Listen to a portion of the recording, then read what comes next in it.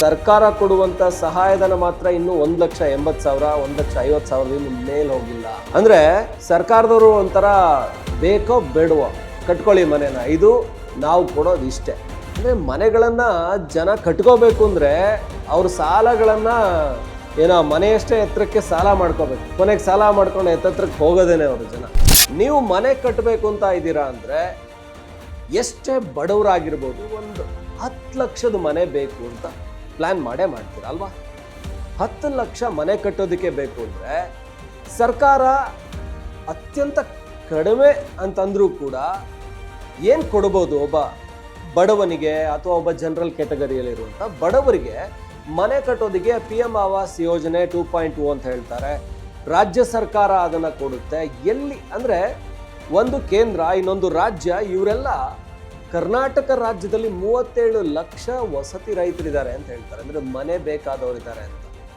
ಆದರೆ 37 ಲಕ್ಷ ಜನ ಮನೆ ಕಟ್ಟೋರಿಗೆ ಮನೆ ಕಟ್ಕೋಬೇಕು ಅಂತ ಆಸೆ ಇದ್ದರೂ ಸರ್ಕಾರ ಕೊಡ್ತಾ ಇರೋದು ಎಷ್ಟು ಗೊತ್ತಾ ಹಣನ? ಆ ಸರ್ಕಾರ ಕೊಡೋ ಹಣದಿಂದ ಒಂದು ಫೌಂಡೇಶನ್ ಮುಗಿಸೋದಕ್ಕಾಗತ್ತಾ? ಆಗಲ್ಲ. ಸರ್ಕಾರ ಕೊಡೋ ಹಣದಿಂದ ಒಂದು ರೂಫನ್ನು ಕಟ್ಟೋದಕ್ಕಾಗತ್ತಾ? ಒಂದು ಮನೆಗೆ ಸ್ಲ್ಯಾಬ್ ಫೈನಲ್ RCCನ ಮುಗಿಸೋದಕ್ಕಾಗತ್ತಾ?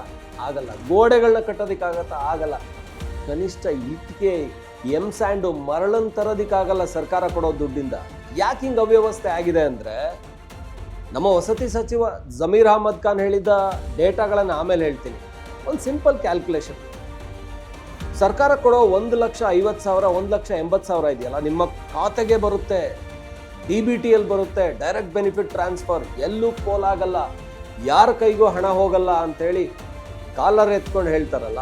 ಆ 1,50,000ದಲ್ಲಿ 1,80,000ದಲ್ಲಿ ಮನೆಗೆ ಬೇಕಾದ 4 ಲೋಡ್ ಸ್ಯಾಂಡ್ ತರಿಸೋದಕ್ಕಾಗೋದಿಲ್ಲ, ಮನೆಗೆ ಬೇಕಾದಂಥ ಒಂದಷ್ಟು ಸಾವಿರ ಇಟ್ಟಿಗೆ ತರಿಸೋದಕ್ಕಾಗೋದಿಲ್ಲ. ಇನ್ನು ಇಲ್ಲಿ ತಾರತಮ್ಯ ಹೆಂಗಿದೆ ಗೊತ್ತಾ? ನೋಡಿ, ಸರ್ಕಾರದವರು ದಡ್ರೋ ಬುದ್ಧಿವಂತರೋ ಆ ದೇವರಿಗೆ ಗೊತ್ತು. ನಗರ ಪ್ರದೇಶಕ್ಕೆ ಹೆಚ್ಚಿನ ಹಣ ಕೊಡ್ತಾರೆ, ನಗರ ಪ್ರದೇಶಕ್ಕೆ ಹೆಚ್ಚಿನ ಸಹಾಯಧನ ಸಿಗುತ್ತೆ, ಹಳ್ಳಿಗೆ ಕಡಿಮೆ ಸಹಾಯಧನ ಸಿಗುತ್ತೆ. ಆದರೆ ನೀವೊಂದು ಸ್ಯಾಂಡನ್ನು ನಗರದಲ್ಲಿ ತಗೊಂಡ್ರೆ ಅದು ಕಡಿಮೆಗೆ ಸಿಗುತ್ತೆ ನಿಮಗೆ. ಯಾಕೆಂದರೆ ಆ ಸ್ಯಾಂಡ್ ಪ್ರೊಡಕ್ಷನ್ ಎಲ್ಲ ಸಿಟಿ ಭಾಗದಲ್ಲಿ ಆಗ್ತಾ ಇರುತ್ತೆ. ನೀವೊಂದು ಇಟ್ಟಿಗೆಯನ್ನು ನಗರ ಪ್ರದೇಶದಲ್ಲಿ ಒಂದು ಇಟ್ಟಿಗೆ, ಮಣ್ಣಿನ ಇಟ್ಟಿಗೆ ತಗೋತೀರ ಚಿಕ್ಕದು ಅಂದರೆ ಅದು 10 ರೂಪಾಯಿ ಸಿಗುತ್ತೆ. ಅದು ಟ್ರಾನ್ಸ್ಪೋರ್ಟ್ ಆಗಿ ಹಳ್ಳಿಗೆ ಬರಬೇಕು ಅಂದರೆ 11 ರೂಪಾಯಿ 12 ರೂಪಾಯಿ ಆಗಿರುತ್ತೆ. ಇನ್ನು ನೀವೊಂದು ಸಿಮೆಂಟ್ ಒಂದು 50 kg ಸಿಮೆಂಟ್ ಚೀಲ ಅಂದ್ಕೊಂಡ್ರೆ ಅದು ನಗರದಲ್ಲಿ ಏನೋ 450ಕ್ಕೆ ಸಿಕ್ಕಿದ್ರೆ ಹಳ್ಳಿಗೆ ಬರುವಾಗ 500 ಆಗಿರುತ್ತೆ. ಸೊ ಇದು ಸರ್ಕಾರದವರಿಗೆ ತಲೆ ಇದೆಯೋ ಇಲ್ವೋ ಗೊತ್ತಿಲ್ಲ. ಇನ್ನು ಇವರಿಗೆ 15 ವರ್ಷಗಳಿಂದ ಬಹುಶಃ ಇವರ ಪ್ರಕಾರ ಕೊಡುವಂಥ ಸಹಾಯಧನದಲ್ಲಿ ಏನು ಬದಲಾವಣೆನೇ ಇಲ್ಲ.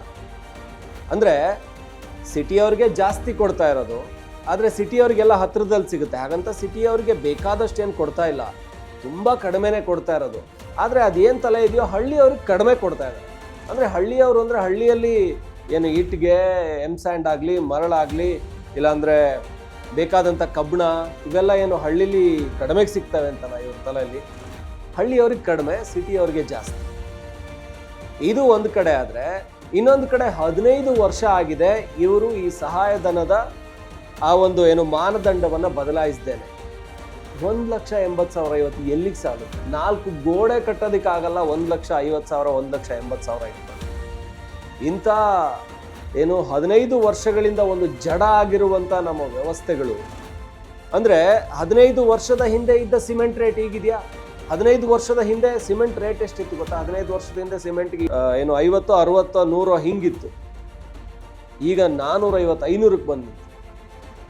15 ವರ್ಷದಿಂದ ಸ್ಯಾಂಡ್ ರೇಟ್ ಎಷ್ಟಿತ್ತು? 15 ವರ್ಷದಿಂದ ಇಟ್ಟಿಗೆ ರೇಟ್ ಎಷ್ಟಿತ್ತು? ಇಟ್ಟಿಗೆ 4 ರೂಪಾಯಿಗೆ ಸಿಗ್ತಾ ಇತ್ತು, 3 ರೂಪಾಯಿಗೆ ಸಿಗ್ತಾ ಇತ್ತು 15 ವರ್ಷದಿಂದ. ಈಗ ಅದೇ 10-12 ರೂಪಾಯಿಗೆ ಬಂದಿದೆ. ಆದರೆ ಸರ್ಕಾರ ಕೊಡುವಂಥ ಸಹಾಯಧನ ಮಾತ್ರ ಇನ್ನೂ 1,80,000 1,50,000 ಮೇಲೆ ಹೋಗಿಲ್ಲ. ಅಂದರೆ ಸರ್ಕಾರದವರು ಒಂಥರ ಬೇಕೋ ಬೇಡವೋ ಕಟ್ಕೊಳ್ಳಿ ಮನೆನ, ಇದು ನಾವು ಕೊಡೋದು ಇಷ್ಟೇ. ಅಂದರೆ ಮನೆಗಳನ್ನು ಜನ ಕಟ್ಕೋಬೇಕು ಅಂದರೆ ಅವ್ರ ಸಾಲಗಳನ್ನು ಏನೋ ಮನೆಯಷ್ಟೇ ಎತ್ತರಕ್ಕೆ ಸಾಲ ಮಾಡ್ಕೋಬೇಕು, ಕೊನೆಗೆ ಸಾಲ ಮಾಡ್ಕೊಂಡು ಎತ್ತರಕ್ಕೆ ಹೋಗೋದೇನೆ ಅವರು ಜನ. ಯಾಕೆಂದರೆ ಸಾಲ ತೀರ್ಸೋಕ್ಕಾಗಲ್ಲ, ಆದಾಯ ಬರ್ತಾ ಇಲ್ಲ, ಕೃಷಿಯಲ್ಲಿ ಆದಾಯ ಕಡಿಮೆ ಆಗಿದೆ, ಉದ್ಯೋಗ ಇಲ್ಲ. ಈ ಪರಿಸ್ಥಿತಿಯಲ್ಲಿ ಸರ್ಕಾರ ಏನು 37 ಲಕ್ಷ ಈ ವರ್ಷ ವಸತಿ ರಹಿತರು ರಾಜ್ಯದಲ್ಲಿರೋದು 37 ಲಕ್ಷ ಅಂತ ಹೇಳ್ತಾ ಇದೆ ದಾಖಲೆಗಳಲ್ಲಿ. ಅದರಲ್ಲಿ 2024-25ರಲ್ಲಿ 7 ಲಕ್ಷಕ್ಕಿಂತ ಹೆಚ್ಚು ಮನೆಗಳನ್ನು ನಿರ್ಮಾಣ ಮಾಡಬೇಕು ಅಂತ ಮಂಜೂರು ಮಾಡಿ, ಅಂದರೆ ಸ್ಯಾಂಕ್ಷನ್ಸ್ ಮಾಡಿದ್ದಾರೆ. ಸ್ಯಾಂಕ್ಷನ್ ಮಾಡಿರೋದ್ರಲ್ಲಿ ಪೂರ್ಣ ಆಗಿರೋದು ಎಷ್ಟು ಅಂದರೆ 7,000 ಅಂತ ಹೇಳ್ತಾ ಇದ್ದಾರೆ ವಸತಿ ಸಚಿವರು ರೀಸೆಂಟ್ ಈ ಒಂದು ಅಧಿವೇಶನಕ್ಕೆ ಕೊಟ್ಟಂತ ಮಾಹಿತಿ.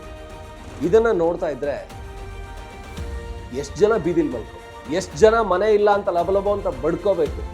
ಈಗ ಜಮೀರ್ ಅಹಮದ್ ಅವರ ಸಹಾಯಕನ ಮನೆ ಮೇಲೆ ರೇಡ್ ಆಗಿದೆ. ನಮಗೆಲ್ಲ ಗೊತ್ತು, ಆಳಂದ ಶಾಸಕ BR ಪಾಟೀಲ್ ದೊಡ್ಡದಾಗಿ ದನಿ ಎತ್ತಿ ಜಮೀರ್ ಅಹಮದ್ ಖಾನ್ ಅವರ ಆಪ್ತನ ಜೊತೆ ಫೋನ್ ಕಾಲ್ ಆಡಿಯೋ ಕೂಡ ಬಹಿರಂಗ ಆಗಿತ್ತು.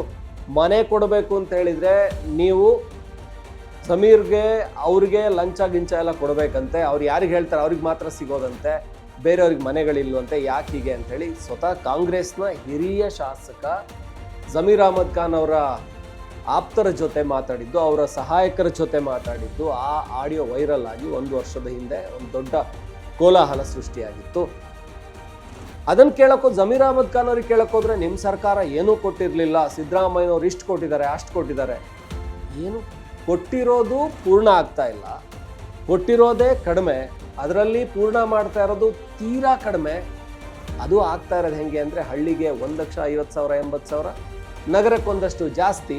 ಆದರೆ ಪಾಪ ಹಳ್ಳಿ ಜನರಿಗೇನೆ ಎಲ್ಲ ವಸ್ತುಗಳನ್ನು ಕಬ್ಬಣ, ಮರಳು, ಜಲ್ಲಿ, ಇಟ್ಟಿಗೆ, ಸಿಮೆಂಟು ಎಲ್ಲದನ್ನು ನಗರದಿಂದ ಹಳ್ಳಿಗೆ ತಂದ್ಕೋಬೇಕು ಅಂದರೆ ಟ್ರಾನ್ಸ್ಪೋರ್ಟೇಷನ್ ಕಾಸ್ಟ್ ಅದು ಜಾಸ್ತಿ. ಆದರೆ ಹಳ್ಳಿಯವ್ರಿಗೇನೆ ಕಡಿಮೆ ಅನುದಾನ ಸರ್ಕಾರದಿಂದ ಸಹಾಯಧನ ಸಿಗ್ತಾರೆ. ನಿಮಗೆಲ್ಲ ತಲೆ ಇದೆ ಅನ್ಬೇಕು, ಇಲ್ಲ ಅನ್ಬೇಕು. ಇದನ್ನು 15 ವರ್ಷದಿಂದ ಇದೇ ಇಟ್ಕೊಂಡಿದ್ದೀರಲ್ಲ ನೀವು. 15 ವರ್ಷದಿಂದ ಬೇರೆ ಬೇರೆ ಕಾಂಟ್ರಾಕ್ಟರ್ಗಳಿಗೆ ಬೇರೆ ಬೇರೆ ಸರ್ಕಾರಿ ಒಂದಷ್ಟು ಗುತ್ತಿಗೆಗಳಿರ್ತವೆ, ಅವನ್ನೆಲ್ಲ ಮಾತ್ರ ಎಲ್ಲದ್ರ ಬೆಲೆ ಜಾಸ್ತಿ ಆಗಿದೆ ಅಂತಂದ್ರೆ ಹೆಚ್ಚಳ ಮಾಡ್ತಾನೆ ಇದ್ರ ಕಾಂಟ್ರಾಕ್ಟರ್ಗಳು. ಅದರ ಅಂದಾಜಿನಲ್ಲೇ DPR ತಯಾರಿಸ್ಕೊಡ್ತಾರೆ, ಇದಕ್ಕಿಷ್ಟು ಖರ್ಚಾಗುತ್ತೆ, ಇದಕ್ಕಿಷ್ಟು ಖರ್ಚಾಗುತ್ತೆ, ಇಷ್ಟು ಕೋಟಿ ಬೇಕು, ಅಷ್ಟು ಕೋಟಿ ಬೇಕು ಅಂತ. ಆದರೆ ಪಾಪ ಬಡವ ಮನೆ ಕಟ್ಕೊಳ್ಳೋಕ್ಕೆ 1 ಲಕ್ಷ 1.5 ಲಕ್ಷ ಏನು ಭಿಕ್ಷೆ ಹಾಕ್ತಾ ಇದ್ದೀರಾ ಅವ್ರಿಗೆ? ನೆಮ್ಮದಿಯಾಗಿ ಬದುಕೋಕ್ಕಂತೂ ಆಗ್ತಾ ಇಲ್ಲ. ಈ ಸಮಾಜದಲ್ಲಿ ಎಲ್ಲೋದ್ರೂ ಭ್ರಷ್ಟಾಚಾರ, ಅವ್ಯವಸ್ಥೆಯಲ್ಲಿ ಸರ್ಕಾರನ ಚೀತು ಅಂತ ಬೈಕೊಂಡು ಜನ ಓಡಾಡ್ತಿರುವಾಗ ಅವರವ್ರ ಮನೆ ಒಳಗೆ 4 ಗೋಡೆ ಕಟ್ಕೊಂಡು ಒಂದು ಸೂರು ಕಟ್ಕೊಂಡು ನೆಮ್ಮದಿಯಾಗಿರ್ತಾರ?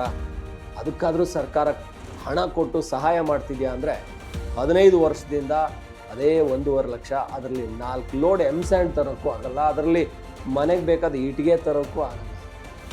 4 ಗೋಡೆ ಕಟ್ಕೊಳ್ಬೇಕು ಅಂದರೆ ಕಷ್ಟ ಇದೆ. ಇನ್ನು ಅದರಲ್ಲಿ ಬೇರೆ ಬೇರೆ ರೂಮ್ಗಳು, ಅಡುಗೆ ಮನೆ, ಇದೆಲ್ಲ ನಿಮಗಂತೂ ಸರ್ಕಾರದವ್ರಿಗೆ ನಿಮ್ಮ ಮನೆ, ನಿಮ್ಮ ಕುಟುಂಬ, ನಿಮ್ಮ ಸಂಸಾರ, ನಿಮ್ಮ ಮಕ್ಕಳು ಮೊಮ್ಮಕ್ಕಳಿಗಾಗಷ್ಟು ದುಡ್ಡು ಮಾಡೋ ಚಿಂತೆ ಒಂದ್ಬಿಟ್ರೆ ಬೇರೆ ಯಾರ ಬಗ್ಗೆನೂ ಚಿಂತೆ ಇಲ್ಲ. ಸುಮ್ಮನೆ ಕಾವು ಅಂತೇಳಿ ನೀವು ತಿಂತಾ ಇರೋದೆ.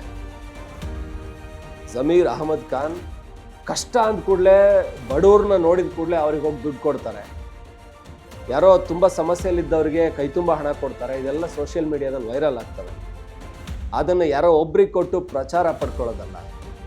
ನಿಜಕ್ಕೂ ಕನ್ಸರ್ನ್ ಇದ್ದರೆ ಈ ತರಹದ ಒಂಥರ ಇಡೀ ಸಮಾಜಕ್ಕೆ, ಇಡೀ ಕರ್ನಾಟಕಕ್ಕೆ, ಪ್ರತಿಯೊಬ್ಬ ಬಡವನಿಗೂ ಕೂಡ ಉಪಯೋಗ ಆಗುವಂಥ ಆ ಮನೆ ಕಟ್ಟೋದಕ್ಕೆ ಒಂದು ಹಣ ಕೊಡುವಂಥ ಸಹಾಯಧನದ ಮಾನದಂಡ ಇದೆಯಲ್ಲ, ಅದನ್ನು ಬದಲಾಯಿಸಬೇಕು. 15 ವರ್ಷ ಆದಮೇಲೆ ಸಿಮೆಂಟ್ ರೇಟ್ ಎಷ್ಟಾಗಿದೆ, ಅಲ್ಲಿಂದ ಇಲ್ಲಿಗೆ ಜಲ್ಲಿ ರೇಟ್ ಎಷ್ಟು, ಅಲ್ಲಿಂದ ಇಲ್ಲಿಗೆ ಕಬ್ಬಿಣದ ರೇಟ್ ಎಷ್ಟಾಗಿದೆ, ಇಟ್ಟಿಗೆ ರೇಟ್ ಎಷ್ಟಾಗಿದೆ, ಆ ಕೂಲಿ ಕೆಲಸ ಮಾಡುವ ಆ ಕೂಲಿಗಳು ಅವಾಗ 250ಕ್ಕೆ ಕೆಲಸ ಮಾಡ್ತಾ ಇದ್ರು, ಇವಾಗ 1000 ರೂಪಾಯಿ ಆಗಿದೆ, 3 ಪಟ್ಟು ಹೆಚ್ಚಾಗಿದೆ. ಎಲ್ಲಿ ಮನೆ ಕಟ್ಟಕ್ಕಾಗುತ್ತೆ?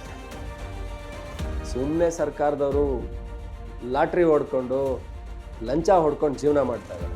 ಇದರಿಂದ ಜನರ ಉದ್ಧಾರ, ಜನರಿಗೆ ವಸತಿ, ಜನರಿಗೆ ನೆಮ್ಮದಿ ಯಾವುದು ಸಿಕ್ಕಲ್ಲ. ಹಾಗಾಗಿ ಸರ್ಕಾರ ಇದನ್ನು ಬದಲಾಯಿಸಿದರೆ ಒಳ್ಳೆಯದು. ಜನರ ಕಳಕಳಿಯಿಂದ ನಾವು ಇದನ್ನು ನಿಮ್ಮ ಮುಂದೆ ಇಡ್ತಾ ಇದ್ದೀವಿ. ನಿಮ್ಗೇನು ಅನಿಸುತ್ತೆ? ನಾವು ಅಂದಿದ್ದೆ ಸರಿಯಾಗಿರಬೇಕಾಗಿಲ್ಲ, ಮತ್ತಷ್ಟು ವಿಚಾರಗಳು ನಿಮ್ಮ ತಪ್ಪೇ ಇರ್ಬೋದು. ಬನ್ನಿ ಶೇರ್ ಮಾಡ್ಕೊಳ್ಳಿ, ಕಮೆಂಟ್ ಮಾಡಿ. ಈ ರೀತಿಯ ಮತ್ತಷ್ಟು ವಿಷಯಗಳ ಜೊತೆ ನಿಮ್ಮ ಮುಂದೆ ಬರ್ತಾ ಇರ್ತೀವಿ. ನೋಡ್ತಾ ಇದ್ದೀವಿ ಒನ್ ಇಂಡಿಯಾ ಕನ್ನಡ.